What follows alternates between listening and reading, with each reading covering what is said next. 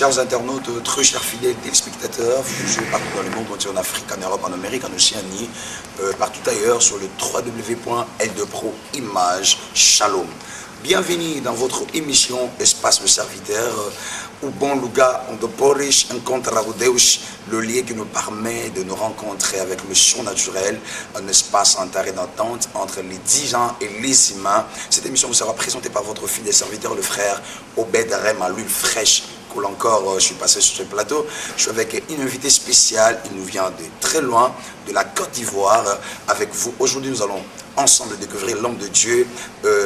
Avant d'y aller, j'aimerais bel et bien à la régie qu'on nous présente un élément. Nous allons souffler et nous allons nous retrouver tout juste après cet élément. À la régie L2pro-image, l'homme à la main du surnaturel. Suivons.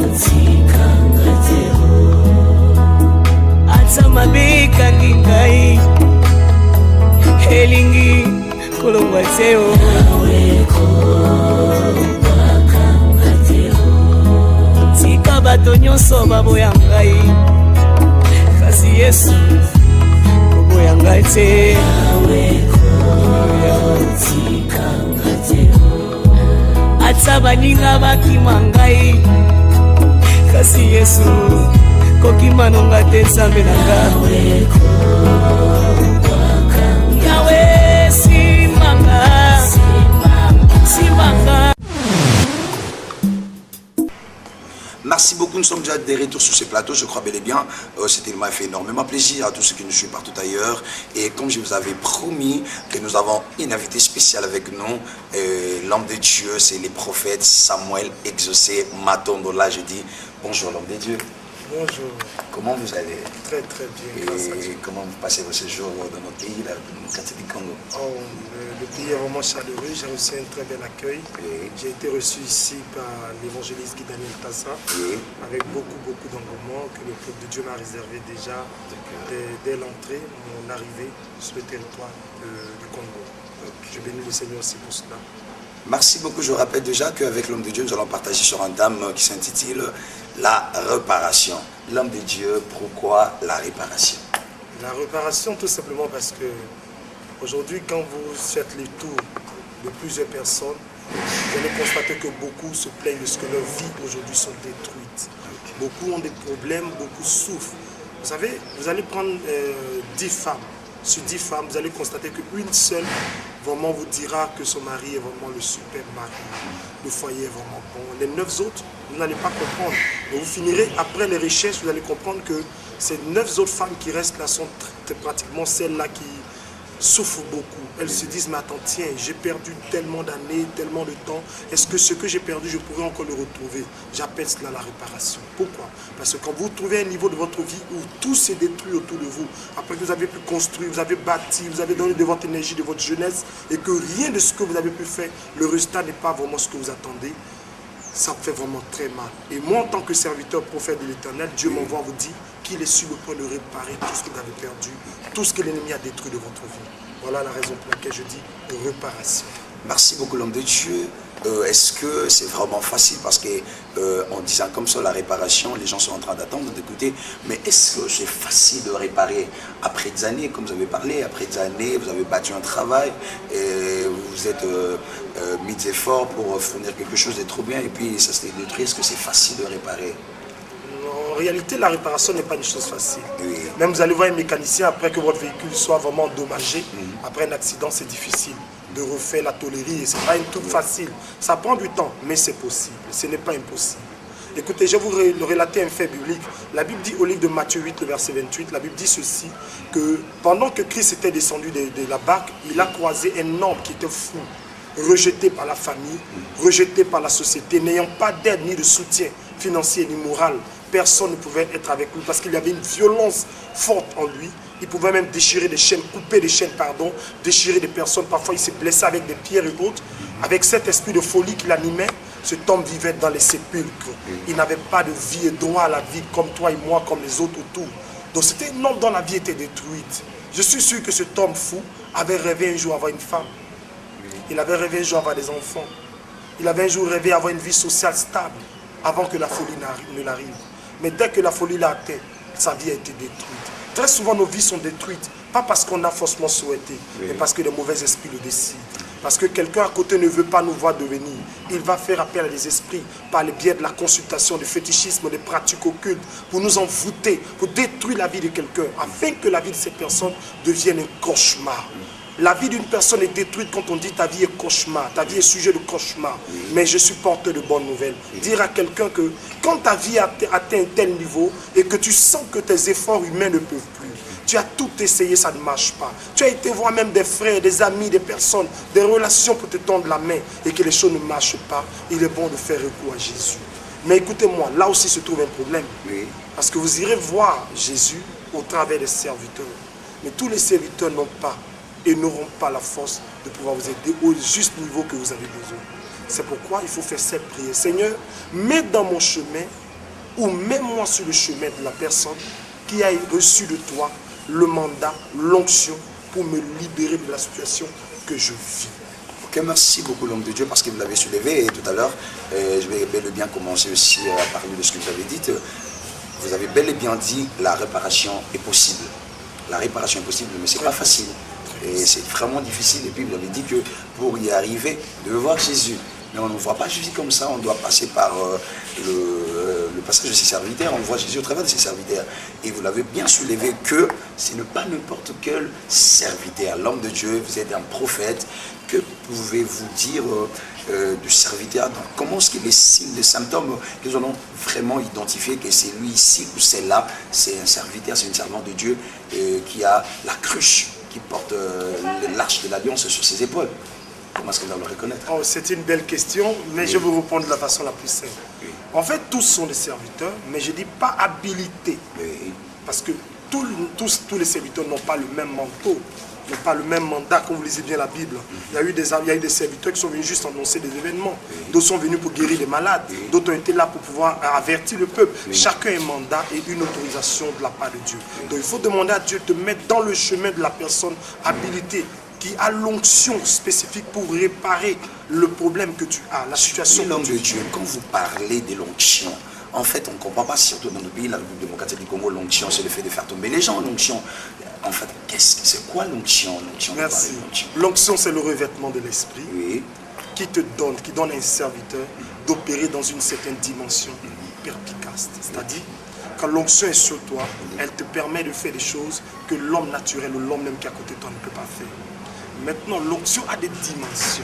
Je prends par exemple un exemple de ce que j'ai vécu. Moi, j'aime rendre les témoignages palpables. Je suis arrivé ici au Congo le premier dimanche que je passe à l'église armée de restauration. Une jeune fille qui était dans la salle, elle devait être opérée dans 14 jours. Elle était au 5e jour. Donc, il lui restait pratiquement 9 jours pour pouvoir rentrer en salle d'opération. Tous les rapports médicaux l'indiquent. Tout ce qui devait être fait, qui devait être testé, qui devait être opéré, indiquait. Pourquoi? Parce qu'elle avait une boule dans le sein gauche. Et la boule étant tellement grosse que réellement, elle se sentait beaucoup mal. Elle avait des douleurs tout le temps. Et c'était comme un début de cancer qui tentait de se préparer. Arrivé là au programme, je demandais à la foule, est-ce que vous croyez en la puissance de Dieu? Et les gens ont dit oui, que nous croyons. Donc le Saint-Esprit m'a dit touche. J'ai tapé comme ça. J'ai dit mets ta main. Et j'ai fait comme ça 2 fois. Et je l'ai dit retouche. La boule n'était plus là. Les preuves sont là, les témoignages sont là, les vidéos sont là. Et donc, il y en a plein comme ça. Il y en a plein de cas comme ça, comme des femmes. L'homme de Dieu, puisque vous pensez, quand vous êtes en train de dire la puissance de Dieu, l'onction, la capacité qui vous permet d'opérer au-delà de naturel, le surnaturel, c'est-à-dire de choses qui sont inexplicables par la raison. Mais est-ce que tout ce qui s'efface, tout ce qui s'effectue en fait, au-delà de naturel, le fait d'opérer le miracle, tout ça là, ça prouve réellement l'onction? ou encore on ne peut pas parler des fétiches ou encore des choses comme ça. Parce que merci. Merci. Ce sont des faits que nous vivons très souvent. Mais laisse-moi vous dire ceci. J'ai une grande parole que je veux dire à tous les téléspectateurs du monde entier qui suivent cette chaîne. Écoutez-moi très bien. L'onction n'amène pas ou ne détermine pas le fait qu'on soit un serviteur authentique de Dieu. La seule chose qui détermine, c'est l'humilité. L'humilité est la plus grande vertu qu'on trouve en un serviteur véritable de Dieu. Parce que l'orgueil n'est pas une vertu divine. L'orgueil n'est pas un caractère qui vient de Dieu. Si vous voyez quelqu'un qui manifeste l'onction, qui après l'onction a de l'orgueil, c'est pas Dieu. Je ne crois pas. Et moi, je ne crois pas. Parce que l'onction réelle nous donne un caractère d'humilité. L'onction vraie nous donne un caractère d'humilité. Et si l'humilité ne peut pas habiter un serviteur, ça sert à rien. Ça sert à rien. C'est notre pays, le moment que vous avez passé, je ne sais pas, qu'est-ce que vous avez remarqué, un constat dans l'église du Congo? Oh, le beau constat dans l'église du Congo, c'est que j'ai compris et réalisé que le Congo est un pays vraiment béni. Et ici, les chrétiens, ils aiment beaucoup le Seigneur. Les gens ici donnent vraiment. Je vois les gens qui viennent à l'église tous les jours, tout le long du programme qu'on a pu passer avec Armée de Restauration, l'église Armée de Restauration. Vous avez visité beaucoup d'églises? Non, pas beaucoup, j'ai visité juste des églises. L'église du général Kakrinza, et puis l'église mère qui m'a invité, l'église qui m'a reçu ici. Et donc, en fait, je n'ai pas trop l'esprit de trop. Je suis venu pour une église, un travail spécifique, donc je suis concentré sur le travail. Mais j'ai vraiment aimé le caractère et la manière de faire des chrétiens ici. Ça me plaît beaucoup. Et j'encourage tous les chrétiens à rester tels qu'ils sont. Est-ce qu'il y a de convergence entre les caractères que vous avez vus dans l'église du Congo et puis de l'autre côté? Oh, il y a beaucoup de petites divergences au niveau de, comment on appelle, du respect qu'ils donnent à l'homme de Dieu. J'ai compris que les Congolais sont... Vous savez, les gens sont beaucoup en avance ici, hein, qu'on dise en termes d'église francophone. Tout ce qui est la francophonie concerne les nations francophones. Les Congolais sont beaucoup en avance sur les autres nations. Nous sommes une nation à la base catholique qui était vraiment très développée. C'est maintenant les 15-20 dernières années que la Côte d'Ivoire commence à retrouver beaucoup. Vous allez trouver les jeunes serviteurs qui vraiment sont puissamment utilisés par Dieu, qui gagnent beaucoup d'âmes, qui font des grandes croisades. Donc je salue l'initiative de l'Église du Congo qui a passé du temps à éduquer les chrétiens. Il y a beaucoup plus de pasteurs enseignants ici, je fais la remarque, qui vraiment éduquent les chrétiens, qui leur apprennent la bonne manière de marcher. Et donc ici le donner c'est comme une joie, quoi. Wow. Voilà, ça m'a vraiment beaucoup marqué. Je salue cela. Ok, merci beaucoup, l'homme de Dieu. Revenons à nos moutons. Vous voulez parler de la réparation. J'aimerais en fait vous laisser un petit bout de temps que vous puissiez parler. Il y a des gens qui sont en train de vous suivre, des gens qui sont désespérés dans le mariage, dans l'emploi et beaucoup d'autres choses. Et il y a même des gens qui veulent se suicider, il y a même des gens qui ont divorcé. Et qu'est-ce que vous pouvez leur dire? Je veux dire à tous les personnes qui vivent de telles situations, ne désespérez en aucun cas. Votre vie est capable d'être réparée. Votre foyer atteint est capable d'être réparé. Votre situation d'handicap, handicap physique est capable de réparer. Je crois en la puissance de Dieu qui est capable de réparer toute situation négative que le diable a créée dans votre vie. Quels que soient les efforts que vous avez pu faire, si ça n'a pas payé hier, n'arrêtez pas, ne baissez jamais les bras. Continuez de demander au Seigneur de vous indiquer la personne indiquée. La meilleure personne qu'il choisit pour vous rétablir. Je connais des grands hommes qui sont venus dans notre pays, la Côte d'Ivoire, qui ont fait des programmes. Il y a eu des malades, mais ces malades n'ont pas été guéris. Même quand vous lisez la Bible, Jésus rentrait dans le temple, mais il y avait un boiteux qui était là. Jésus ne l'a pas guéri. Il a fallu Pierre et Jean qui rentraient dans le temple à l'heure de la prière. Ce sont eux qui l'ont guéri. Vous dites simplement qu'au-delà de toutes ces rencontres que vous pourrez faire, demandez une seule chose à Dieu. Seigneur, mets-moi dans le chemin de la personne à qui tu as donné ma guérison, à qui tu as donné ma délivrance, entre les mains de la personne que tu as choisi pour me libérer. Quand vous ferez une telle prière, le nom de Jésus sera glorifié dans votre vie. C'est Dieu qui fait toutes choses. Il y a des cas que moi je peux prier, ça ne peut pas marcher. Mais une autre personne vient quelque part, elle arrive, et Dieu l'utilise. Et voilà, le miracle s'opère. Donc on ne se décourage pas. On demande toujours à Dieu de faire. C'est comme, je prends un exemple, l'histoire de nos présidences en Afrique. Un président peut être au pouvoir durant son temps d'électorat et autres. Vous pouvez ne pas avoir du travail, votre famille peut être dans le désarroi total. Mais le jour où il part, celui qui vient, grâce à lui, dès qu'il arrive au pouvoir, il essaie de devenir ce que vous n'avez pas été par le passé. Donc c'est toujours une question de connexion. et de rencontres. Il y a des rencontres que tu feras dans la vie qui vont te rabaisser. Il y a des gens que tu vas rencontrer qui vont te maintenir à la même place. Mais il y a d'autres types de personnes que vous rencontrez. Elles vous prennent de là où vous êtes pour vous donner une position plus élevée. Ne baissez pas les bras. Dites à Dieu, Seigneur, fais-moi rencontrer l'idéal. Fais-moi rencontrer la meilleure personne. Et quand l'homme de votre situation arrivera, il vous donnera la solution fiable et palpable à votre situation. Au nom de Christ Jésus. Ok, merci beaucoup l'homme de Dieu. Je signale que nous arrivons bel et bien à la fin de notre émission, faute de temps. Mais avant de finir, j'aimerais poser cette question à l'homme de Dieu. Est-ce qu'il y a certaines attitudes, il y a de paramètres, encore de principes qu'il faut avoir, la personne qui veut réparer? La seule attitude, c'est premièrement la patience. La patience. Deuxième, c'est garder la foi. Je vous dis, le miracle est toujours possible. Le miracle est très possible. Tout est déjà là. Dieu a déjà choisi des hommes. Comme vous lisez bien la Bible, il y a beaucoup d'anges. Mais il a fallu Gabriel pour rencontrer Marie et lui dire, tu seras enceinte. Il y avait beaucoup de prophètes, beaucoup de prophètes. Mais il y avait seulement un seul qui s'appelait Élisée, qui devait guérir Naaman. Donc il y a toujours un homme de la situation. Il y a l'homme que Dieu choisira pour toi. Si tu ne le croises pas au Congo, tu le croiseras à Abidjan. Si tu ne le croises pas à Abidjan, tu le croiseras certainement à Paris. J'ai dit la seule prière, Seigneur, mets dans mon chemin l'homme qu'il faut pour m'aider à rentrer dans mon miracle. Merci beaucoup Seigneur, mets dans mon chemin l'homme idéal, l'homme qu'il faut pour que j'arrive à la solution de mon problème.